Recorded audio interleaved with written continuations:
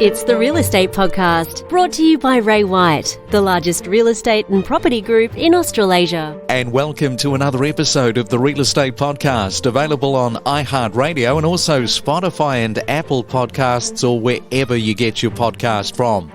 Well, it's finally arrived. Election Day is here for May 21 for 2022.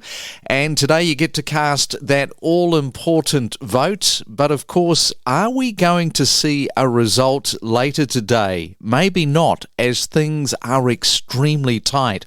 Labor leader Anthony Albanese has ended the 6-week campaign in a dead heat with Scott Morrison on the question of who is the nation's most preferred Prime Minister.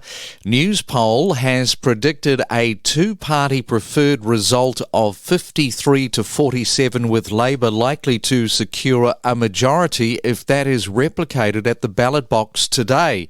And so the race for Australia's preferred Prime Minister is in a dead heat. That's according to Newspoll, with 42% declaring for Scott Morrison and 42% preferring Anthony Albanese. So it is possible that we might not get a result tonight. I just wonder what we are going to be saying this time tomorrow morning.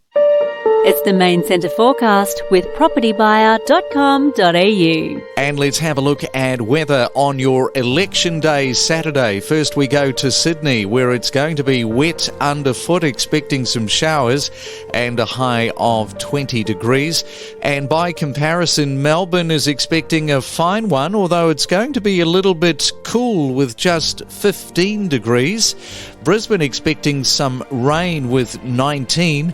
And in Perth today, it's probably the place to be. It's a sunny day for your election day and a high of 25 degrees. Informing you on real estate. Wake up every morning to the Real Estate Podcast. And coming up in just a moment, we're going to be having a look at the Hunter Valley, which is known for its wine, but we're also going to be looking at some first home buying opportunities in the Hunter Valley.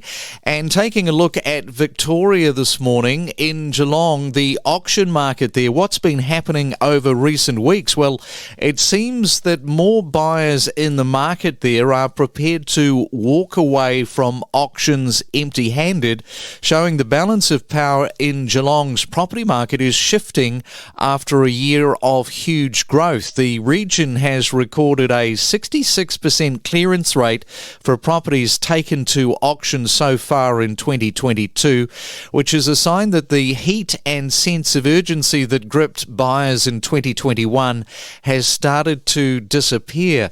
Last year, 75% of Geelong auctions resulted in a sale, and PropTrack reports show that the region's median house prices climbed more than 17% to $780,000 in the 12 months to May. So I think it's just probably reflective of what is happening around the country. Across every state, city and town of Australia, it's your weekend real estate podcast. Well, the Hunter Valley is known for its wine and may be a little less known for the younger demographic moving into the area, but it is being discovered by first home buyers and also people upgrading, I guess, for a better, cleaner, open life discovery. And the best part about this, of course, if you're in Sydney, it is just 2 hours away. So we're going to talk to Michelle Wills, who is very much a local person who moved into the area. Good morning, Michelle. Great to have you on the Real Estate Podcast. Good morning, Craig. How are you? I'm pretty well. You've been there a while, so you already know the secrets. I understand 20 years ago you shipped up your husband, you've got some children as well, and you decided to make the lifestyle change. Tell us a little bit about what that was like 20 years ago. Absolutely. Well, it was a big move, a big change from the big city in Sydney, but we were really looking for more space and just a lot of open area for the kids to grow up in. We found a lovely place in Lovedale, just under 30 acres, so it's a full farm experience for the kids, and it's just been a great move, and we've never regretted it. You know, 30 years ago, you wouldn't want to be buying 30 acres there in 2022, would you? Oh, no, I know. Absolutely right. No, we were very lucky with the timing. Yeah, and the median house price has risen in the last 18 months, I think around 120K they're saying, which has seen a good amount of activity there for first home buyers moving in. Some of the attractions, now it was sort of painting a picture this morning. There are some smaller distilleries, there's some cafes and restaurants, so tell us a little bit about just some of that that's going on. Yes, well, it really has changed so much, the Hunter Valley, over the last 20 years since we first moved here. It has been so exciting just to see the number of vineyards and distilleries, so the craft beer and gin distilleries that have been opening up in Pacolban and Lovedale areas.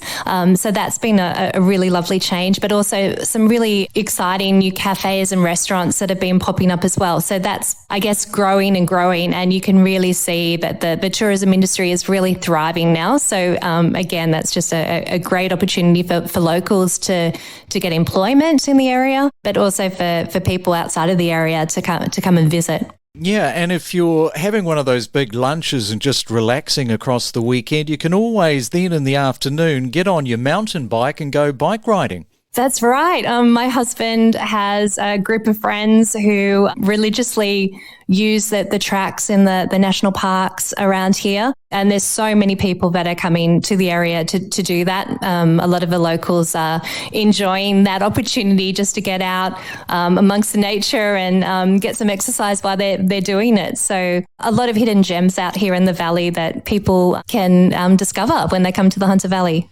Now, talking of discover, the Hunter Valley has plenty of attractions, as you have mentioned. But Michelle, you're enjoying one of those attractions firsthand with working with a ballooning company. Tell us a little bit about that.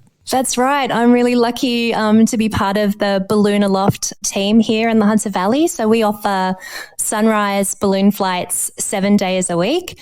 And it's just a wonderful way to see the valley. You know, it's really a different perspective to your normal cellar door experience. Just flying over the vineyards at sunrise. There's nothing like it.